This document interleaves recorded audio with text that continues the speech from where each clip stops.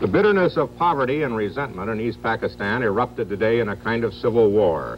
Sheikh Mujibur Rahman, the leader of East Pakistan, declared the region an independent republic, which he said will be called Bangladesh, the land of the Bengalis.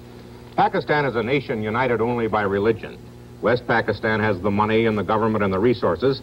East Pakistan, 1,000 miles away across India, has the poverty and the misery.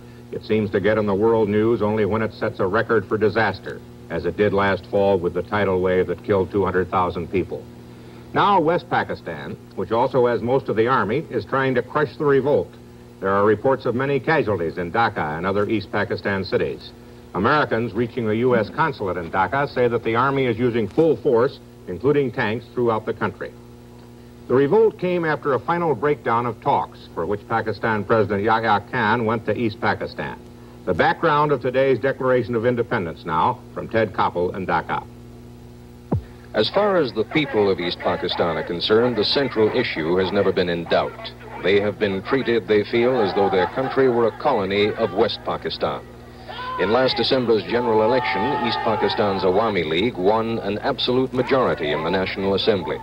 The Assembly was due to convene on March 3rd. It would draft a new constitution. Given a majority voice in the new Assembly, things would be different for East Pakistan. But the Assembly never met. Under pressure from West Pakistan's political leader, Ali Bhutto, President Yahya Khan postponed the Assembly for 3 weeks. Under the leadership of Sheikh Mujibur Rahman, the Bengalis took to the streets. The situation became so critical that President Yahya himself flew here to Dhaka to meet personally with the Sheikh. The meetings were so private that no member of the press has yet seen or photographed the two men together. Finally, the third protagonist was summoned from Karachi. Ali Bhutto arrived in Dhaka surrounded by machine gun-toting bodyguards. The hotel where he stayed became an armed camp, cordoned off by the army. The precautions were necessary. In a competition for the most hated man in East Pakistan, Ali Bhutto would win in a walk. Within 24 hours of Bhutto's arrival in Dhaka, President Yahya postponed the National Assembly yet again, this time indefinitely. The Bengalis used the occasion to proclaim a kind of de facto independence.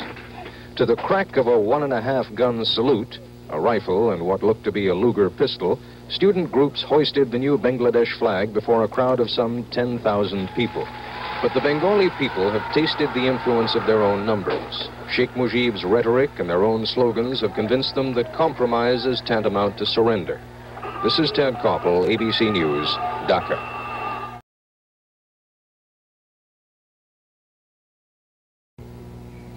If it could be done without violence, the best solution to the Pakistani crisis would be to let rebellious East Pakistan and its leader, Sheikh Mujib, secede and become an independent nation. East Pakistan has been subjected to regional injustice beyond endurance. It has more people, 75 million to West Pakistan's less than 60 million. In the only free elections ever held, last December, Mujib's East Pakistani party won an easy majority, but it has no say in the government. East Pakistan pays more taxes than West Pakistan, yet it gets in return only 30% of the whole nation's budget expenditures. Moreover, it gets only 30% of the whole nation's foreign aid, West Pakistan taking the lion's share. And it is allowed, East Pakistan is, to provide only 15% of the whole nation's bureaucracy and only 10% of the whole nation's army. West Pakistan again takes the lion's share. Aside from having a just complaint, Mujib has a more rational policy. Above all, he favors, and can get, resumed relations with neighboring India. That would end a major friction point on the map, and it would enable Pakistan to buy much-needed imports like coal from India at 1/5 the price she must now pay for them from other nations. Insofar as the U.S. has any influence, it should be bent to trying to stop the violence first, and then second to obtaining autonomy for Mujib and badly mistreated East Pakistan.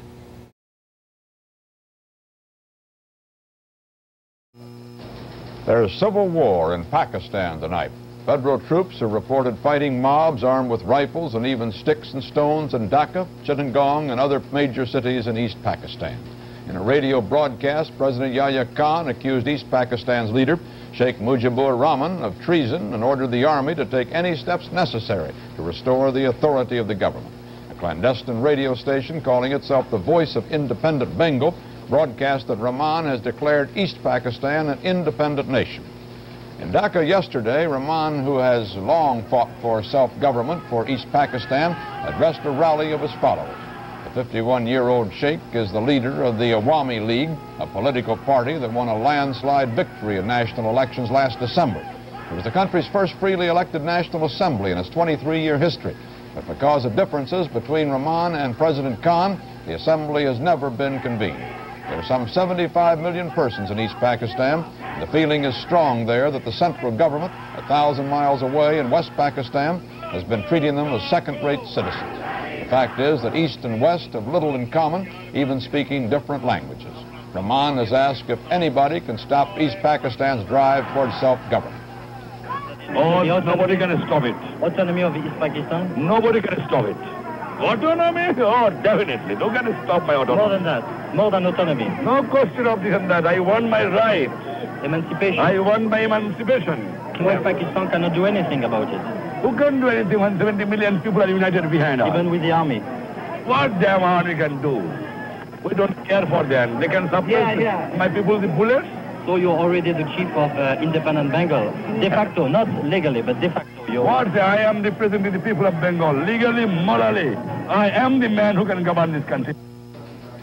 There are some 1,100 Americans in East Pakistan, and so far as is known, none of them has been harmed in the violence. The State Department has not decided whether they should be evacuated.